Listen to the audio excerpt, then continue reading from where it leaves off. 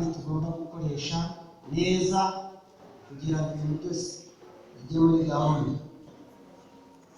Shima Imana yo mu ijuru, yaraturinze turindana n'umuryango Imana yaduhaye. Shima Imana ko yaturindiye ababyeyi, abashumba bacu. Imana ishimwe. Shima Imana ko yarinze itorero rya Remera. Twari tumaze iminsi tutabonana, ndabona rwose korali inshuti z'umusaraba yarakuze. Imana yo mu ijuru ihabwe icyubahiro. Haleluya. Hanyuma rero twinjire muri gahunda, ariko dufatanyije muri 315 birindi bitero bitatu gusa, hanyuma twinjire mu ijambo ry'Imana.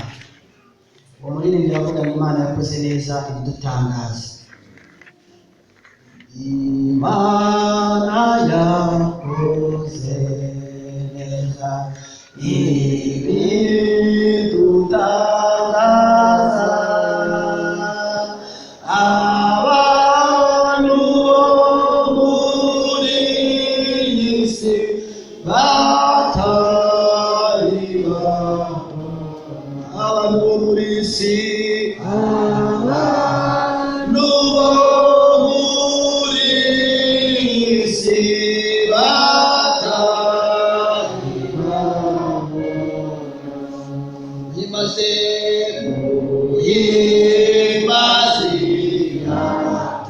yateguye inzira ducamo, itubona n'ijuru,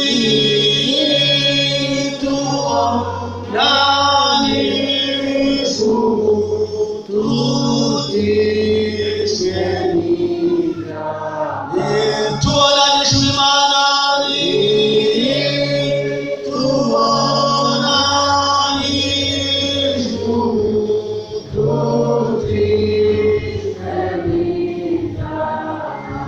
Aherukanaga kera cyane, twaherukanaga, ariko noneho dusubiye kubana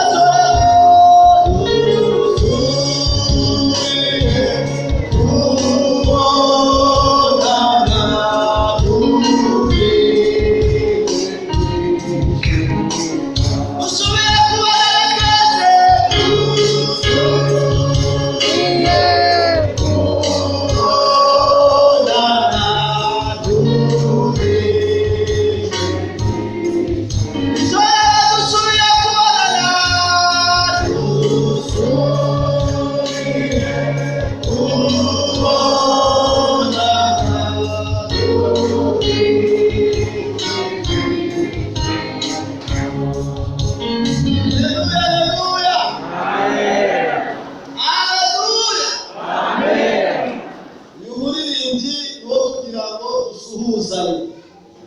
Yesu ashimwe.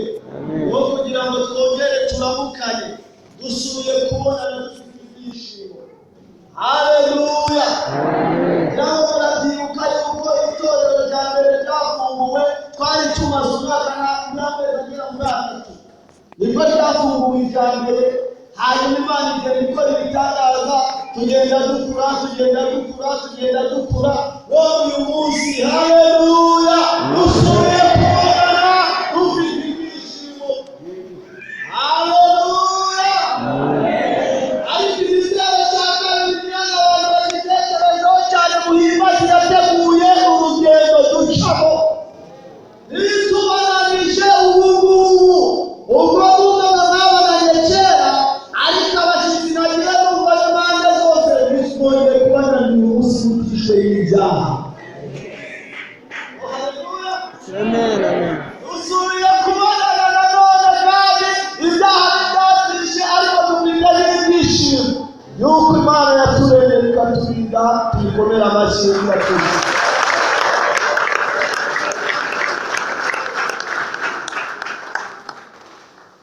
Hanyuma twinjire mu ijambo ry'Imana kugira ngo tutaza gutinda. Umutwe w'ijambo turi buganireho twibukiranya uraboneka mu nzandiko Pawulo yanditse, urwandiko yandikiye itorero rya Efeso. Urwandiko Pawulo yanditse, ariko turareba urwandiko Pawulo yandikiye itorero rya Efeso. Turaza kureba mu gice cya 6, tuze gusoma ku murongo wa 14.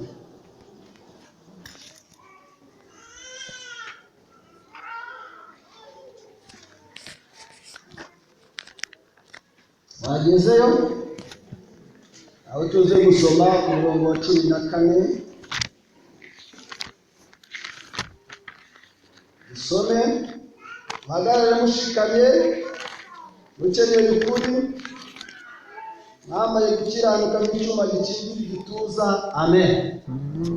Dusubiremo: muhagarare mushikamye, mukenyeye ukuri, mwambaye gukiranuka nk'icyuma gikingira igituza. Yesu ashimwe. Haleluya. Iyo usomye kuri iki gice nko ku murongo w'10, umutwe waho rusange uravuga ngo gutwara intwaro zose z'Imana. Gutwara iki? Hanyuma rero nanjye ntoranyije umurongo, intwaro zo ni nyinshi, ariko n'utwavuze intwaro zigera muri 2, ariko umutwe w'ijambo nafashe iriya pe. Muhagarare mushikamye, mukenyeye ukuri. Tubyihoreho gatoya, nayo ni intwaro yindi, ariko ndashaka ngo mwambare gukiranuka nk'icyuma gikingira igituza. Haleluya. Umwambaro Yesu nashimwe. Ibintu bigera muri 2 cyangwa 3 byibanze ku muntu uwo ari we wese utuye kuri isi waremwe n'Imana. Hari ibintu bigera muri 3 byibanze uworoheje agomba kuba afite, ukomeye agomba kuba afite, kugira ngo witwe umuntu, witwe ikiremwamuntu, wigire urugo. Hari ibintu 2 byo kwitondera mu rugo rwawe. Haleluya. Icya mbere, ariko aricyo cyakabaye icya kabiri, ku ishuri abigisha ibintu bya ekonomi bavuga ko ikintu cya mbere ari ukubona ibiribwa mu byo umuntu akenera. Ariko nubwo ari ibiribwa, hari ikintu kibanza. Haleluya. Iyo umubyeyi agiye kwa muganga aramukwa, agiye kubyara, haleluya, umwana akiva mu nda ya nyina, umuforomo ikintu yihutira kubaza umubyeyi, arasohoka akaza hanze akamubaza ngo uwaherekeje umubyeyi witwa runaka naduha iki? Imyambaro. Haleluya. Uwo mwana ntabwo aba yagatangira kurya, kuko ibiryo bye bya mbere n'ibere rya nyina, ariko babanza iki? Imyambaro. Haleluya. Pawulo yandikira itorero rya Efeso, arangije araribwira ati umva rero mbabwire imyambaro y'intwaro mugiye gutwara, ariko ikintu mbasabye cya mbere, mubanze mwambare gukiranuka nk'icyuma gikingira igituza, niba mutamuri gakondo. Ndagira ngo mvuge mpamvu babuze umwambaro wo mu gituza nk'ibintu nka 3 gusa, ubundi twihute. Uyu mwambaro witwa gukiranuka, muri iyi minsi Imana yawunyigishije. Uyu mwambaro witwa gukiranuka, haleluya, umuntu ubyibushye arawambara bigakunda, atarinda kwemeza. Haleluya. Umuntu unanutse iyo awambaye arareba, batarinze kugabanya. Haleluya.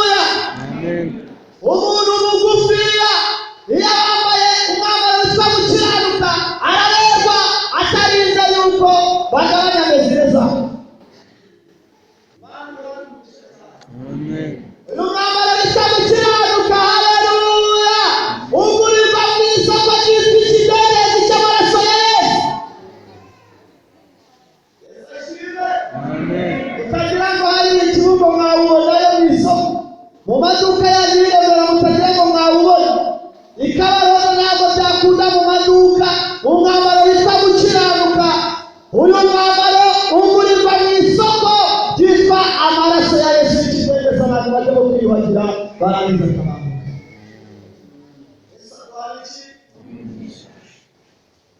Uyu mwambaro rero, haleluya, impamvu badufite igituza kuko babyise intwaro, kandi muri 38, haleluya, ariko uretse 28 aravuga ngo turi abasirikare bande ba Yesu, bogeje muki ubwo twamba tugiye kwambara, haleluya. Ushobora kwitwa umusirikare maze kumva ubutumwa bwiza, ukizera umwami w'umukiza, waraje warahise waragiye, ararakwambika umwenda witwa gukiranuka, haleluya. Ukimara kuwambara rero ugiye kujyana uwo mwenda ute, haleluya. Namara witwa gukiranuka, najya mbabwira impamvu bavuze ngo bawambare n'icyuma gikingira igituza, hari icyo bisobanura. Mu makuru nagiye kumva y'ingamba, na kera na kare haba abarwanishije amacumu, haba abarwanishije inkweto, haba abagendana n'imbunda zikiye, kuko turi mu iterambere. Umuntu wese ugiye ku rugamba bamuhereza ikintu bita ingabo cyangwa ikintu gikingira igituza. Icyo bishatse kuvuga ni iki? Hano mu gituza ahangaha ndavuga inyama zigera muri 3 gusa cyane kuko ni nyinshi, haleluya.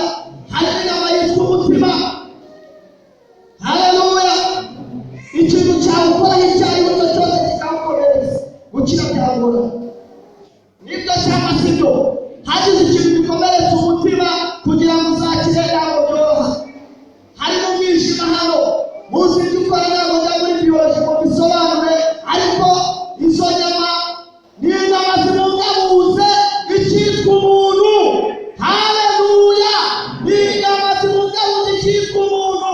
Hari umuntu agashyamura n'ifi, hari n'ibihabwa n'ifi. Izo nyama iyo hagize igikomereka umuntu abagize ate, haragiye. Pawulo rero ari mu mwuka abwira iryo torero ngo nimwambare gukiranuka nk'icyuma gikingira igituza, kuko gukiranuka Satani ntiyazarasiga.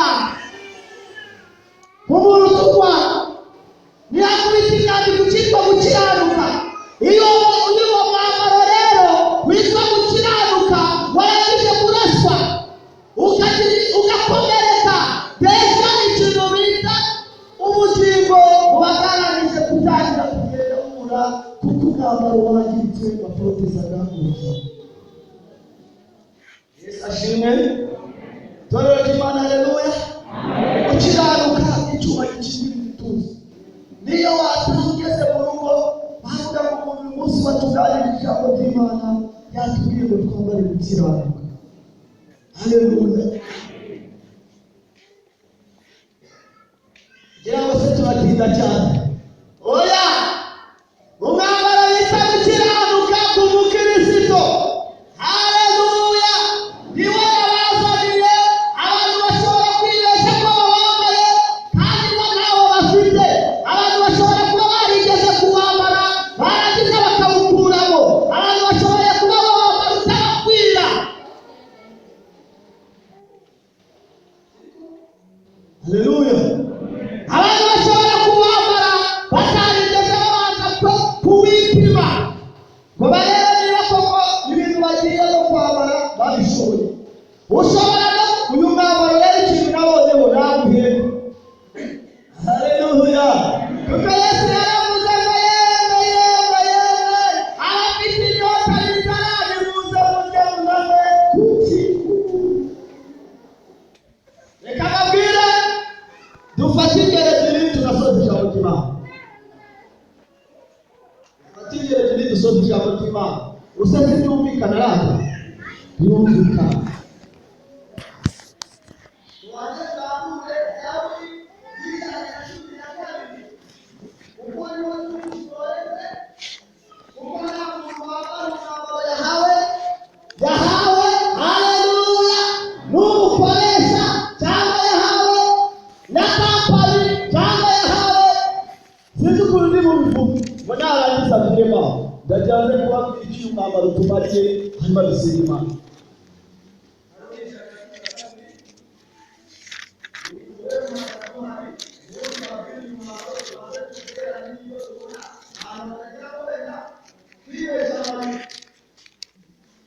yewe inzira turimo yijya kujya mu iryo yigana mu isi, iyi nzira nabonye ari inzira nyakuri, nabonye ari inzira isobanutse, nabonye ari inzira rwose umuntu ayimenamo neza azajya anarama.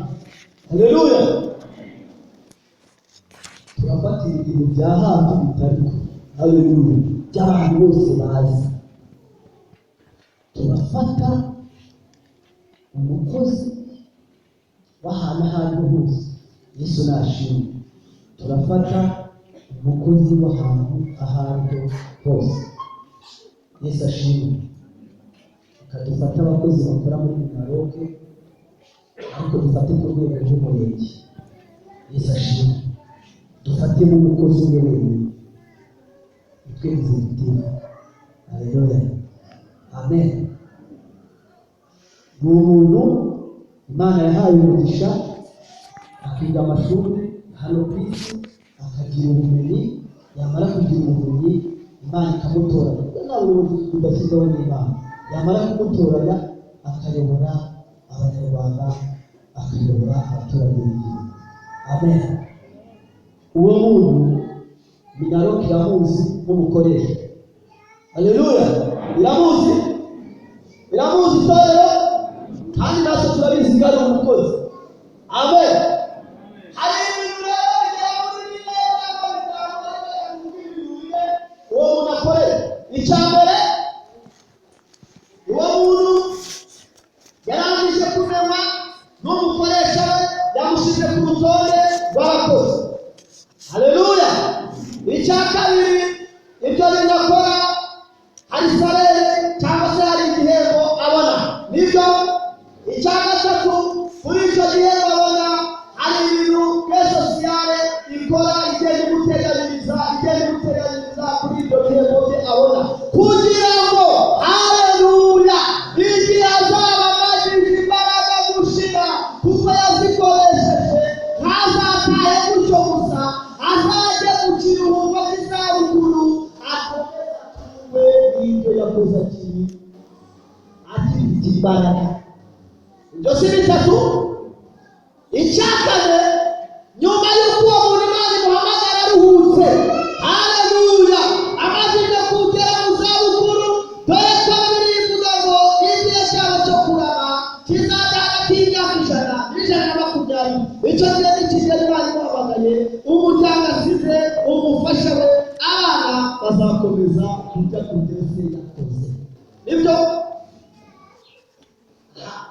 Mwumve rero, haleluya, uwo muntu Imana yahamagaye akayemerera, akareba mu mwambaro witwa gukiranuka, ageze muri deparite bari Uwiteka Imana nyir'ingabo ntihagire. Yesu nashimwe. niyo minisiteri tugiye gukoreramo y'igihugu cyacu. Haleluya. dufite umukoresha witwa Kristo, umukunda duhamagara uburyo tubarika, twumva ubutumwa bwiza, tukavuga ngo data dushingiye ku mirimo myiza twakumbanye. Haleluya. twebwe turakwisabye, tuje kugukorera. hamara kwisaba akadukubita umwambaro w'akazi witwa gukiranuka, akawukwambara. Haleluya. hanyuma bityo azagenera rero abantu batemeye bakaza gukora muri iyi minisiteri.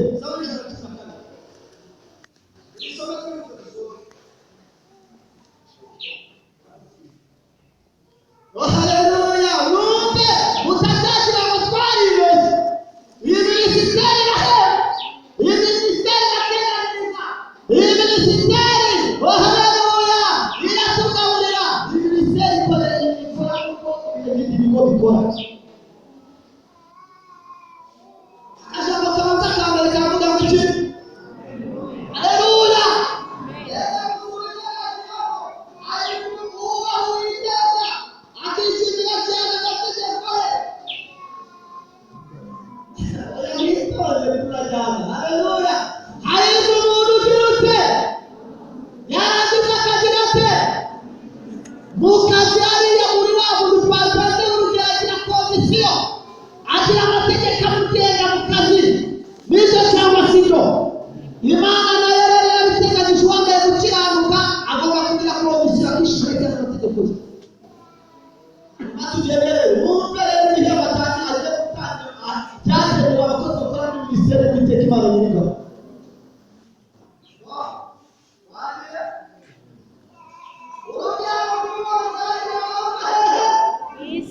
Yesu nashimwe urubyaro rw'uwo muntu ukora minisiteri ya Data wa twese, urubyaro rw'uwo muntu.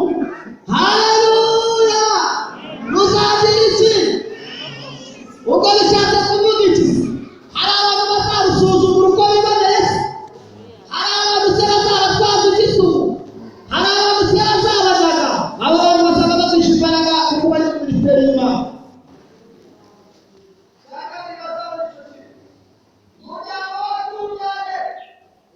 Umugisha, umuryango w'abantu bambaye gukiranuka imigisha itegerezwa. Haleluya.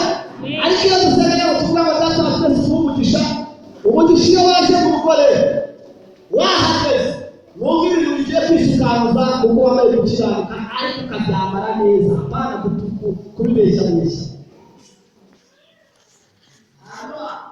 Ubutunzi n'ubukire biri mu rwose gukiranuka kwe uwagireka cyose abatunganye ubukire bw'abahereye mu mwijima.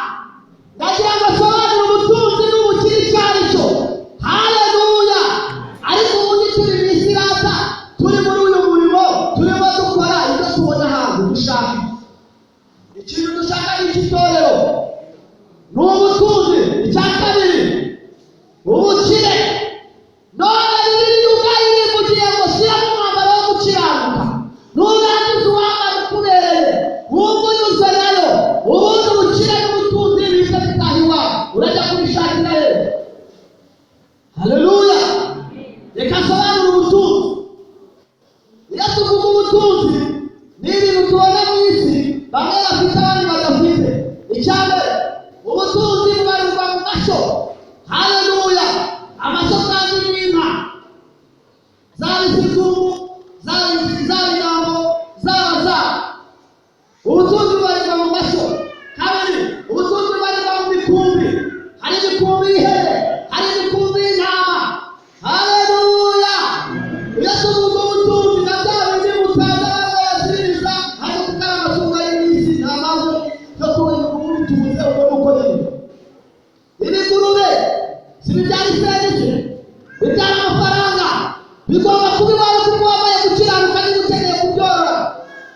Inkoko, amapondezi, inyarwanda n'ibindi na za korohera n'ibindi, kuko wambaye umwenda wo gukiranuka ubigendamo neza, ibyo bintu bizana iwawe. Hanyuma ubukire buturuka hehe? Nta handi buva. Iyo bamaze kugwiza amashyo ukagwiza imikumbi, ari nibagiwe iyo bavuze ibintu bita ubutunzi. Haleluya. Hari n'ibinyampeke, hari n'ibinyamisogwe, hari n'ibinyabijumba. Yesu nashimwe. Ibishyimbo mu mitiba no mu mifuka, ndetse ibishyimbo muzanyamangiye imifuka ugomba guterekeranya kuko Imana izabura. Haleluya nziza igwe ku manywa na nijoro, haba imvura nziza itatwara ubutaka, hanyuma wese usarure uyubike ibigega n'imifuka n'ibiki byose by'ibinyamisogwe, by'ibinyampeke, by'ibinyabijumba. Haleluya. Kuko waraye gukiranukira Imana yo mu ijuru ukayubaha, ubutunzi n'ubukire bizabijyaho. Ubukire rero ni iki? Iyo bimajije kugwira, imikumbi yabaye myinshi, amashyo yabaye menshi, imifuka n'imifuka sinakubwira, ibirayi n'asaze sinakubwira, ujyana ku isoko. Haleluya. Wamara kugeza ku isoko ugafunguza konte muri Bibiliya no muri Beke Konyegake n'ibindi, warangiza bya bifaranga ukabikubita hehe? Kuri konte. Ukire ukajya ujya kuri konte kubikuza ifaranga. yababwira ikindi kintu gikomeye cyane, uwo muntu wambaye gukiranuka umucyo uzamugera mu mwijima.